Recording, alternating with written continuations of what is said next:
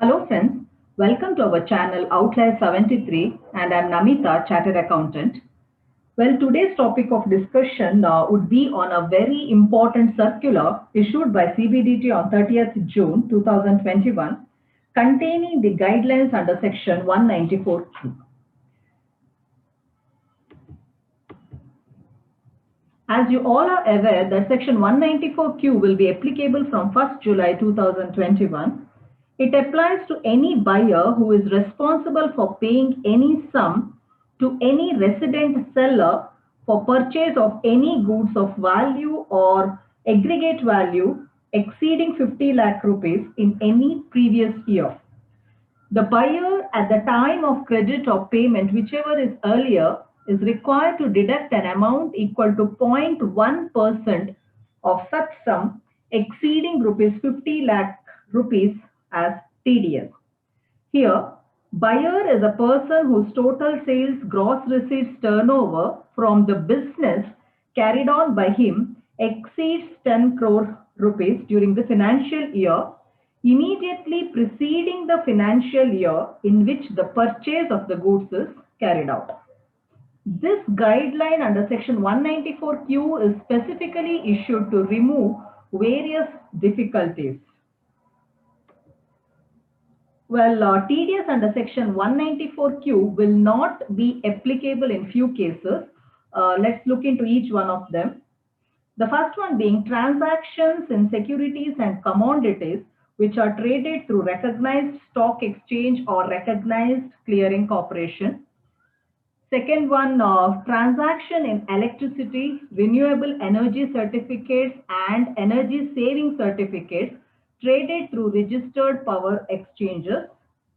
And the third one being section 194Q shall also not apply to non-resident buyer whose purchase of goods from resident seller is not effectively connected with the PE in India. Let me repeat, if such a purchase is not effectively connected with the PE in India. This section will not apply to buyer in the year of incorporation. Since buyer is required to have a total sales gross receipts or turnover from the business more than 10 crores during the financial year immediately preceding the financial year of purchase, and this condition will not be satisfied in the year of incorporation.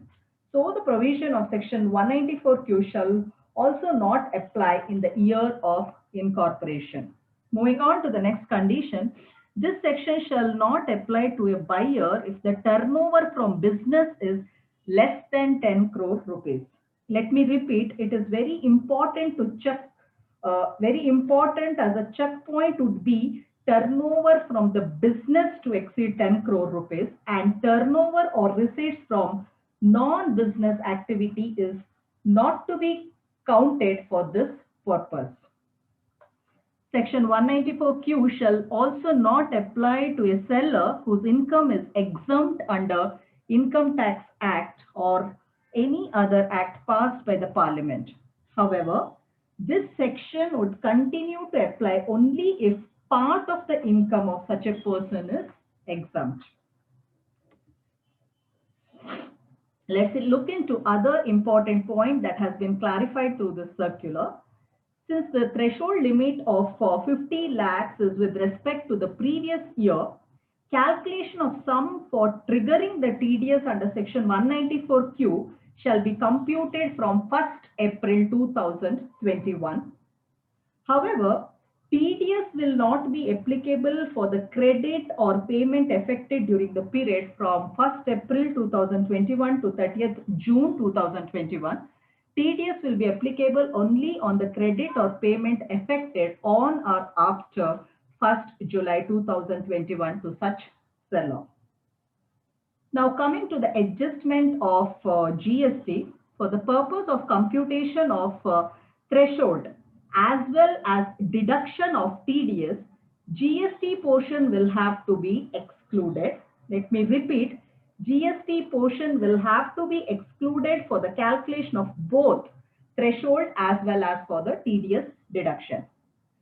Moving on to the adjustment of purchase return. if the buyer wants to return the goods after making TDS, now the TDS already deducted can be adjusted for the subsequent purchase from the same seller. Now, how to deal with the TDS on advance payment? TDS will arise even in case of advance payment because condition is payment or credit, whichever is earlier. It is very important to note that TDS has to be made on entire advance amount irrespective of the GST, because GST amount will not be known at the time of advance payment. It is very important to note that if a particular transaction comes within the purview of both Section 194Q as well as Section 206C1H, then tax is to be deducted under Section 194Q. This particular transaction shall come out of the purview of Section 206C1H. However, it is very important to note that if for any reason, let me repeat, for whatever reason, TCS under Section 206C1H has been collected before TDS under Section 194Q on the same transaction, then such transaction shall not be subjected to TDS again by the buyer under Section 194Q. Thank you friends for watching this video. I kindly request you to subscribe to this channel. Also click on the like button and share this video with your friends. Thank you.